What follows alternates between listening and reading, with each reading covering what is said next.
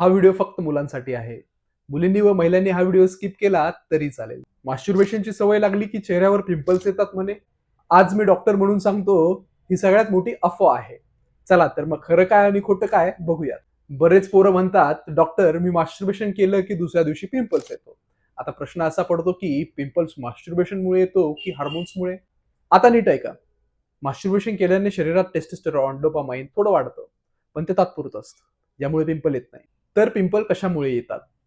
तेलकट त्वचा, hormonal changes, junk food, pizza, burger, samosa, kachori, रात्री उशिरापर्यंत जागरण, जंक फूड, घाम जास्त येत असल्यास, गोड जास्त प्रमाणात तुम्ही घेत असल्यास, स्मोकिंग, ड्रिंकिंग करत असल्यास, मेकअप जास्त प्रमाणात तुम्ही जर करत असाल तर तुम्हाला पिंपल्स येऊ शकतात.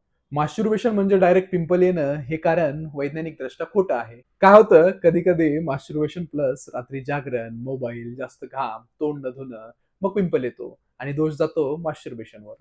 जर पिंपल कमी करायचे असतील ना, तर दिवसातून 2 वेळा फेस वॉश करा. भरपूर प्रमाणात पाणी प्यायचं. पूर्ण झोप होणं फार गरजेचं असतं. स्ट्रेस घेऊ नका. गोड खाणं 100% टाळा. फास्ट फूड पूर्णपणे बंद करा. रात्रीचं जागरण करू नका. पिंपलसाठी मॉइश्चरायझेशन बंद करणं हा सगळ्यात मूर्ख उपाय आहे. अभी मजा आएगा ना भिड़ो।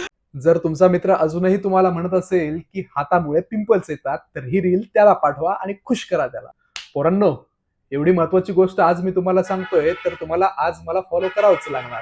कमेंट करून नक्की सांगा ही माहिती तुम्हाला पटली ना? अशा माहितीपूर्ण व्हिडिओसाठी लाईक करा, शेअर करा, सबस्क्राईब करा व कमेंट करायला विसरू नका. धन्यवाद.